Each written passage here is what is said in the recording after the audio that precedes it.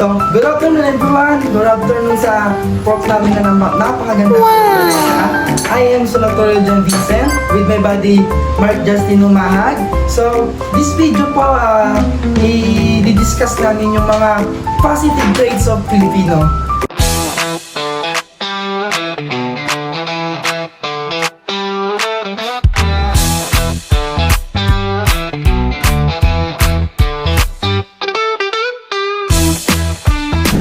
So, let's start! Una sa lahat ay itong respect for others. Siyempre, ito yung ugali nating mga Pilipino na magmamano tayo sa nakakatanda. Hindi lang sa magulang natin, lola, lolo. Siyempre, especially mga kapitbahay natin. Na halimbawa kakausapin natin sila. Hindi mawawala yung pagmamano natin o yung tinatawag ng respect for elders. So dito, pinapakita natin mga Pilipino na yung pagiging respeto natin sa nakakatanda, hindi lang sa magulang natin, pati sa iba kahit hindi natin kadugo. Lalo na kapag kakausapin natin sila, lalo na sa mga matatanda. Una-una natin ginagawa ang pagmamano bago natin sila kausapin. So, yung pangalawa natin sa positive thing sa Pilipino ay ang pagiging nating hospitality. Ito yung pag may mga bisita tayo, di ba? Kalimitan sa mga magulang natin na kapag may tinatago silang mga gamit, mga kutsara, tinidor, mga plato, baso, di ba? Pag may mga bisita, tsaka lang nila nilalabas yun. Pero pagka kami-kami lang, usually yung ginagamit namin is yung para sa amin. Pag may mga bisita, tsaka namin nilalabas yun. Kaya doon pumapasok yung hospitality ng isang Pilipino. So, ang pangatlo natin doon sa positive Filipino traits ay ang pagiging resourcefulness. Ito yung ugali natin na kapag may mga bagay tayo na wala, ginagawa natin ang paraan. Tulad ng, tulad ng pagsasaing, di ba? Minsan wala tayong pangkuha doon sa takip noon. Hahanap tayo ng pwedeng ipangpalit doon sa pangkawak nyo para matanggal natin yung cover. Hindi lang yun, yung una pangalawa ay yung mga bagay na ginagamit natin sa mga tools. Yan. Hahanap tayo tulad ng mga kalimitan. Ako, ginagamit ko kutsara para lang may angat yung nut ng electric pan para sobrang tigas nun. Hahanap ako ng ng alternate na paggamit para may angat ko yun.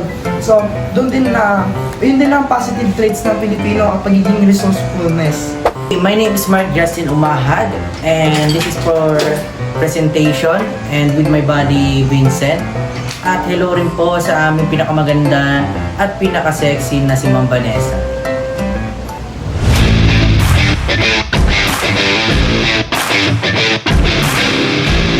Ang positive na traits ng mga Pilipino. Ayan. Hindi lang yon.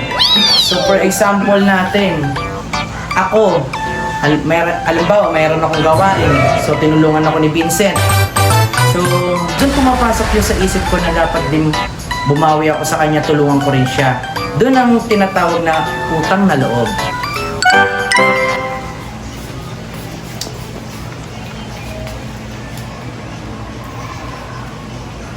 Alam mo magsasalita ka? Ha? Ano ba yung utang na loob? Ganon? Oo nga. Yun. So, yun yung mga positive na traits ng mga Pilipino. Ayan. Hindi lang yun. So, for example natin, ako, halimbawa, mayroon akong gawain. So, tinulungan ako ni Vincent. So, doon pumapasok yung sa isip ko na dapat din bumawi ako sa kanya, tulungan ko rin siya. Doon ang tinatawag na utang na loob. So yun, no? Ito yung pangalawang positive na mga tricks ng mga Pilipino, ang hiya. Ay, buddy, may chocolate pa. Gusto mo? Wag na. Sige, Gusto ba? Sige, buddy. Ayun. So yun yung positive na mga tricks ng mga Pilipino, ang hiya. So meron pa. Yan, inaya ka ng kaibigan mo na sumama sa party. So gusto ka isama sa party, tapos hindi ka naman imbitado, doon pumapasok yung hiya. Kupal ka ba, boss?